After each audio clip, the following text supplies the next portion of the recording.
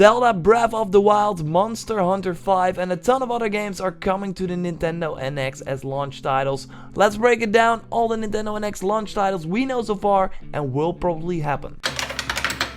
First, yes, I totally believe that the Eurogamer NX rumor is correct. The NX will be a handheld console hybrid. I mean, it makes total sense if we look at the things that happened a long time ago.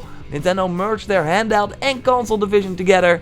So yes, it's clear they need to support one device with first-party games, because focusing on two different platforms just doesn't work. Having one focus will result in more games that they can put out more quickly, and also that they can focus on one platform in terms of marketing. Okay, so the handheld with detachable controllers will of course have Zelda Breath of the Wild. Nintendo already confirmed this, and yes, I think it will launch alongside the system, just like Twilight Princess did on GameCube and Wii, on the same date.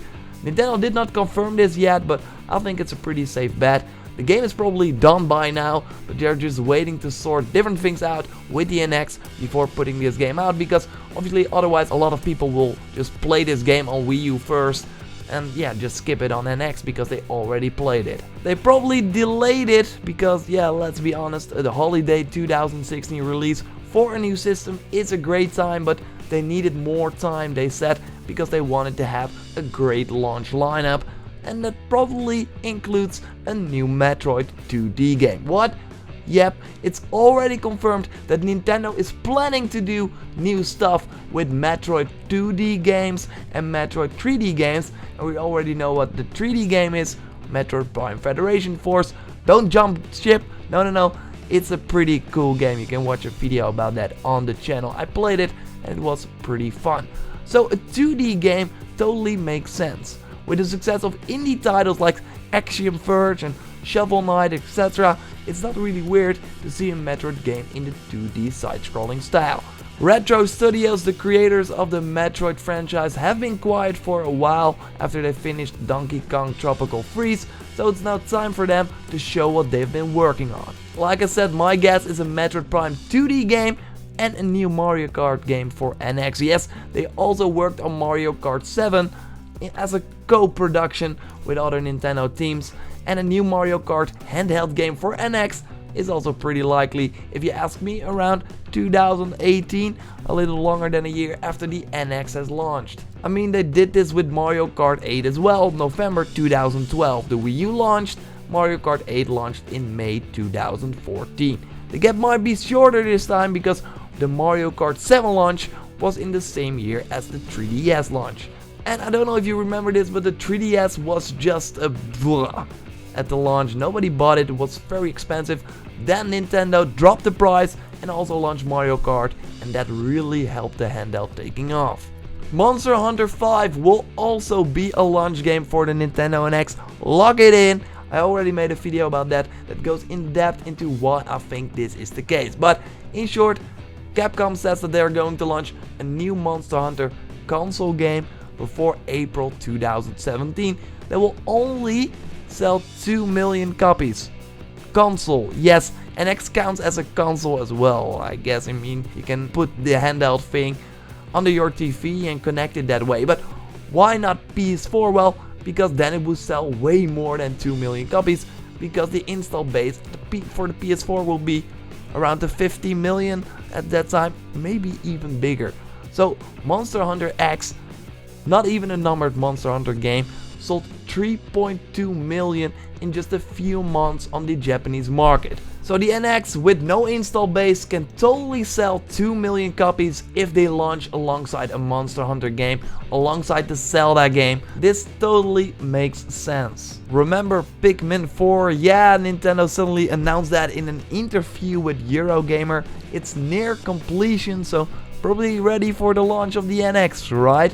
It will probably be running on the same engine as the Wii U Pikmin 3 did. According to rumors, the NX is less powerful than the PS4, but more powerful than the PS3. So like a Wii U, which makes games bring over from the Wii U to the new system not that hard power-wise, you would think. According to a ton of different rumors and the Eurogamer rumor, NX is kind of a different beast because it has the whole cartridge thing. yeah, it will not support discs.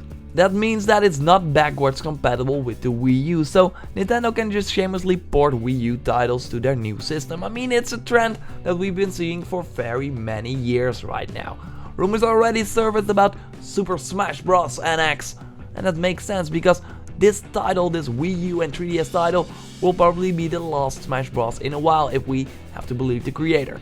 And it already has a console and handheld version. Splatoon might also be one of the titles that we will see on NX, and why I think this is true? Well, because they are still supporting this game. They just launched another balanced update a few days after this recording. Well, they first said they were going to stop support the game a long time ago.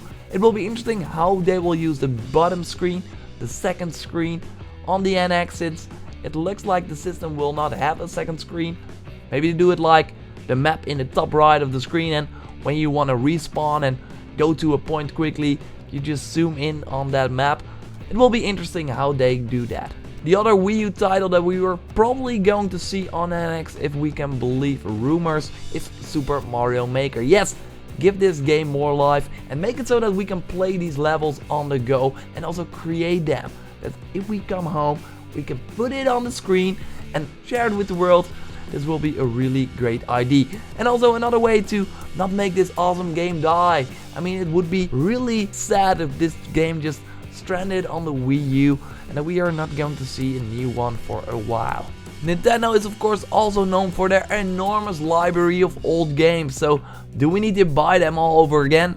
Probably. I mean, that's been the case for years now, but hopefully they will do some sort of Netflix subscription where you have to pay $10 to get access to a ton of NS and NES classic games on NX. And if they add just new stuff over time, like Netflix does as well. This way, they can really have a ton of launch games if they launch with this feature. Speaking of a ton of launch games, I think mobile games will be a big thing on the NX. There are mobile games that just struggle with touch controls. For example, the GameLoft games.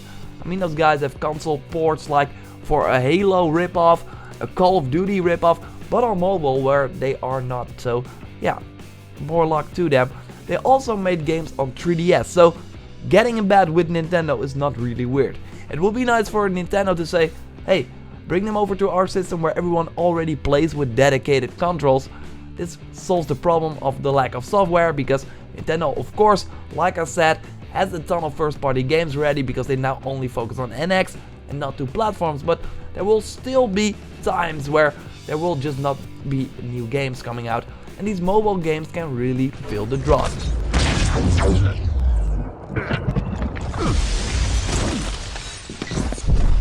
Reports already suggest that the NX will be compatible with the Nintendo own mobile games, so how that will work will be interesting.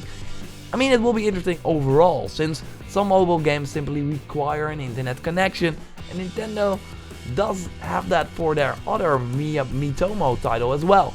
So will there be some sort of 4G system in the handheld? Probably, maybe.